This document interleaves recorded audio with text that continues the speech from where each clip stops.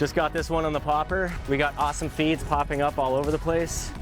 And these fish are taking shots at them in every which way you can imagine. They're airing out on them, rolling, exploding on it. It's a pretty exciting morning, and we're getting plenty of opportunities. So we are at the end of July here. We're fishing out of Westport, Mass, and we have a really good bonito bite going on right now. It was pretty much nonstop. We had fish staying up for long, extended feeds, and I mean, it's honestly just spectacular. It was a pretty sporty day, but that kept everybody off the water.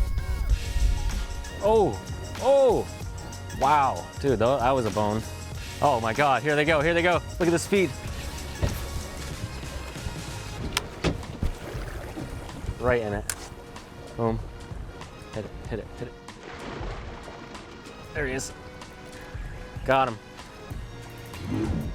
Got him on. These fish came in hot and heavy.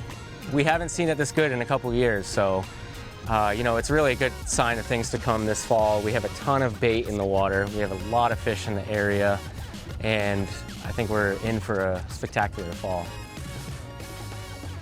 The epic feeds just continue out here. This has just been nonstop all morning long. We're the only boat out, and that's really just kind of allowing us to go from school to school without people running these fish over and putting them down. It's just been really nice all morning long.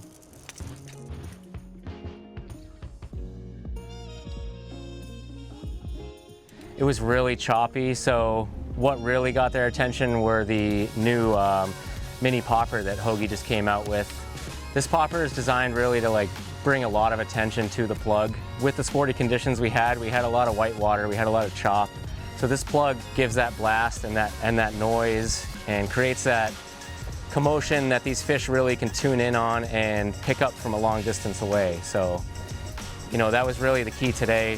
We were casting into feeds, but really getting the attention from those poppers as we were throwing it into the feed.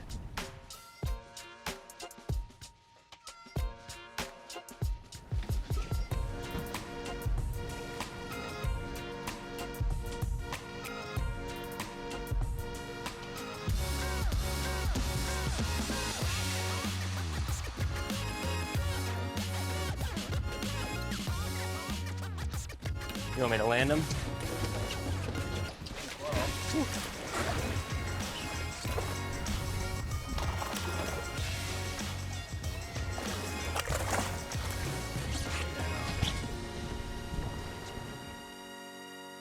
The other great thing about the popper we were fishing today is it's part of the Hogy Hook One platform, meaning we have one hook on the belly of the plug and a flag on the tail.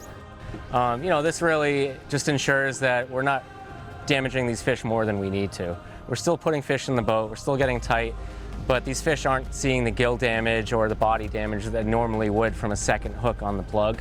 So by having that single belly hook, you know, more often than not, we're hooking these fish in the corner of the mouth, in the mouth, but really not down in the areas where it's going to affect them terminally. It's not going to kill the fish. We're not hooking them in the gills. We're not putting punctures into their main body. So it's really an advantage for the fish as well as the angler. When I'm landing these fish, I have one less hook to worry about. So my hands are a little beat up from today, but they could be a lot worse. So we're moving around again looking for these feeds. As the tide changes, these fish are kind of pushing around the area that we're fishing, so we're just trying to stay on the most action that we can. They're on like little peanut bunker or herring. It's hard to tell because the bait is pretty small, but you know, they're on small bait fish, which, you know, pretty much matching it with the surface erasers, the little poppers, the little metals that we're throwing. They're really doing the trick and getting the attention of the fish right as we get into those feeds. Oh, smashed it.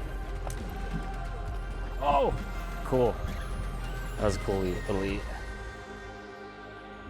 All right, so our approach today really was, you know, we're looking for feeds, but we're not trying to run up into them. We're not trying to like run and gun into these fish. We're trying to walk and gun up to them, you know, control ourselves as much as we can.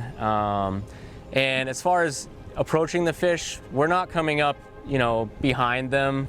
We're really trying to get around them and allow the wind to push us towards the school.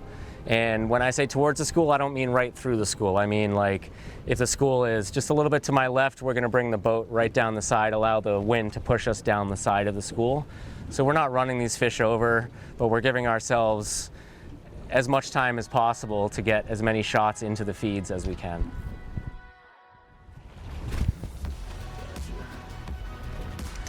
So we're throwing these poppers here, and we're really not trying to like pop, pop, pop, pop, pop as fast as you can. We're trying to keep the lure in the feed, in the action, and try to get big kind of blasts out of it. It is a small popper, but it will throw a lot of water and create a lot of sound. And that's what's bringing the fish up. You know, they're down below and they get that visual and the sound of that thing up above them. And that really gives them a target, and then they come up and eat it.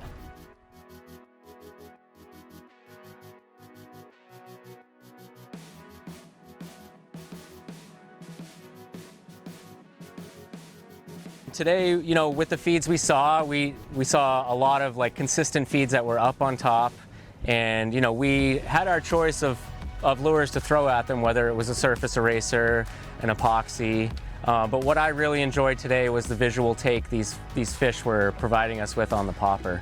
You know, throwing that into the mix and having them roll on it, blow up on it, air out on it, I mean, what more can you ask for, really? So it was really visual fishing, exciting, and you know, it's a real precursor to this fall. It's an exciting time of year. They're exciting fish. Hardtails are fun for everybody, and looking forward to what we have coming.